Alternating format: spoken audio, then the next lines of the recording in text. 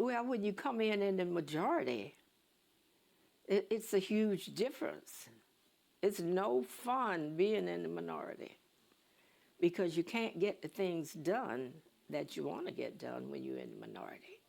You can work hard at it, but it doesn't mean that you're going to get a bill passed, that you're going to get your study committee, that you're going to get money in the budget. It doesn't mean any of that when you're working hard, but when you're in the majority, you can get all of those things done.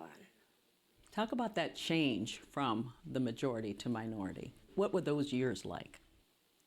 Well, first of all, we didn't lose because of elections. We lost the majority because there were members that ran off to the other party. They had a runoff after the runoff. They ran off to the majority, made the Republican Party the majority. I like to assume that everyone can experience being the minority. So paint me a picture in the comments. How does it feel when you are the majority in most places and it shifts from being the majority to the minority? Rather than the Democrat Party. We had 4 members that switched. And that immediately things changed in our caucus. We started having those meetings, getting together more, because we had more work to do. When you're in the minority, you have a lot of work to do. It's not that you're just in the minority and you just take everything that's dished out to you. You have to work against it. You have to be more visible. You have to make more speeches. You have to, like I said earlier, you have to work harder at getting your bills passed, getting more money in the budget. It's hard work. You have to work harder and you have to make sure your voice is heard. Talk about what that process is like. You know, you've got to be united also. Exactly. You got to make friends with the party across the aisle. You have to have friends on the floor. You got to have friends off the floor, because you need people to bring information to you. You need people to support you.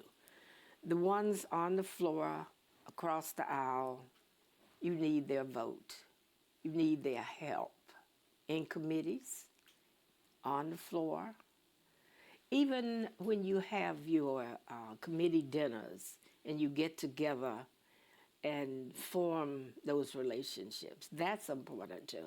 I always said to myself, first, don't miss your committee dinners, because that's when you build your relationships with other members. And so I've always said that to my members as well, because it's so important to build those relationships. We have people who come on Lawmakers, and I'll have viewers say, but you've got 2 people on either side of the aisle, and they seem to get along. And that seems to surprise people. But it shouldn't, huh? It should not, because you need those relationships. And you find that you have so much in common. You're down here for the same reason, and that's to work for the people back home. You'll hear that all the time. And each of us, that's what we're here for, to make a difference in those people's lives. Not just here. We're not here for ourselves. And I say it all the time. 3/4, or even more than that, of the things that I've done have not been for me. They don't benefit me.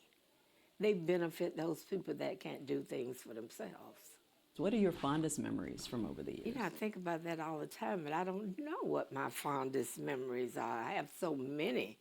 And I think it's making a difference in people's lives, such as one of the first bills that I passed was an asthma bill. It was about an asthma inhaler. And it was because something happened to me where I had to go and get my inhaler refilled. And the pharmacist said, you can't get this done today because you have 2 more days. 2 more days for what? He said, you have 200 metered puffs and that should last you for 30 days. And I said, if you tell the pharmacist, it was the young lady that was helping me, you tell the pharmacist if they can control the weather the way they're trying to control my health, then I will agree with that. But since they can't do that, then I need to have this filled right away. Well, they didn't fill it for 2 days. I had to go back and get it refilled because the insurance company did not want to pay for it twice in 1 month, because that would have made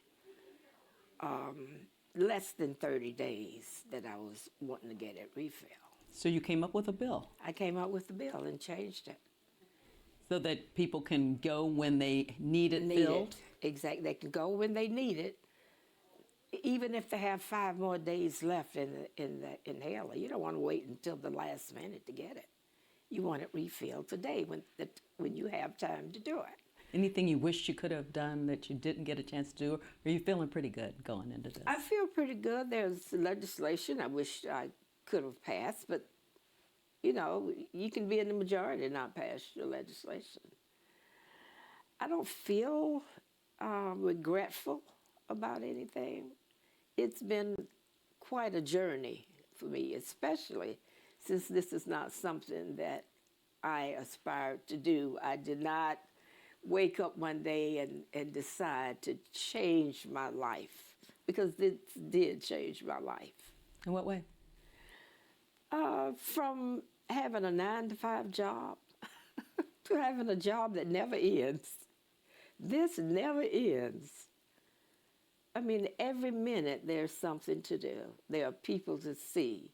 There are places to go. I travel. And you know, a long time ago, they used to call them junkets.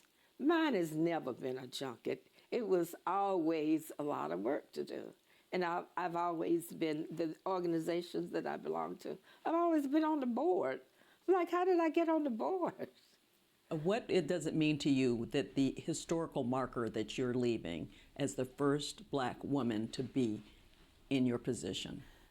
Well, I hope that others will follow. It means a lot to me because, first of all, I did not expect it. And to be the first at becoming the minority leader of the caucus has meant a lot. It seems sometimes as if it was a tremendous burden. But once you get involved in it and do the work, you find that it's not a burden, it's really a privilege and a pleasure to have been able to do this. And that reminds me of something that my pastor said on Sunday. It's a blessing to be a blessing to others. And that explains it and make you feel it. I mean, it's just a blessing. It's been a blessing to be able to be in this position and make a difference. This video raises questions, and I need for you to be extremely honest in the comments when answering them. And just so you know, I have 3 questions. Number 1, would you be able to handle giving speeches in a room full of people? Number 2, who would you like for me to do a video on next? And number 3, what are your thoughts about this video? Please share them in the comments.